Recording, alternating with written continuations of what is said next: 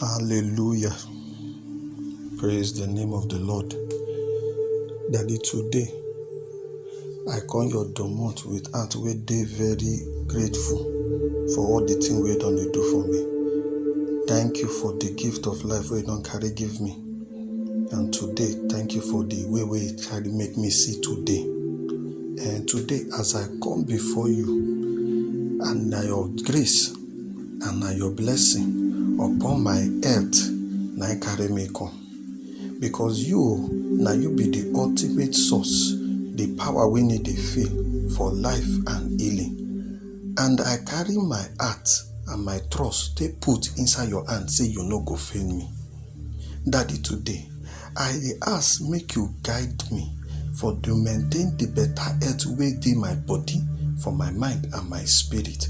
Daddy, make you give me the wisdom, the sense to make the proper choice wey be say e go fit arrange me wella for body, so that everything go dey chim for my life. So that from the food wey I go chop to the kind things wey I go arrange to do every day. Daddy, today, make you bless the hand of the people wey dey ensure say person health e dey chim. They dey work every day, they need dey tire to make sure say people wey need proper health then they get them. Make their life, make it be the extension, the instrument where you dey carry bring better healing power, to dey carry bring better comfort to the people wey know well and to the people wey they suffer for their health. Daddy, today I dey pray for strength to overthrow any kind of sickness, any kind of challenge we go come my way, whether na for sickness, whether na for mental health. Daddy God, give me the power today to overcome am. Help me to endure with patience and with faith.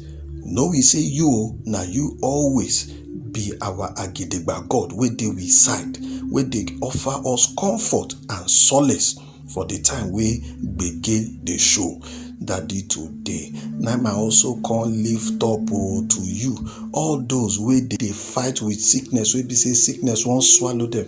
Daddy, today I dey pray, make you pour your mercy upon them, make you pour your healing upon them, make you give them solution, make you give them answer from every pain, and make you bring their health back to chim standard.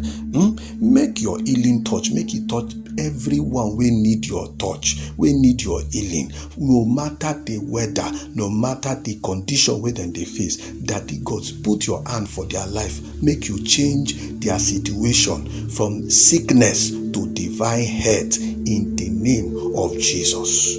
Daddy, today, now be the prayer where I carry you come your domoto. Make you heal every person where dey my family we know well. Make you heal every person where dey my working place we know well. Make you heal every person where dey for my friend and my relation them. Where be say sickness won't put them up left, right and center.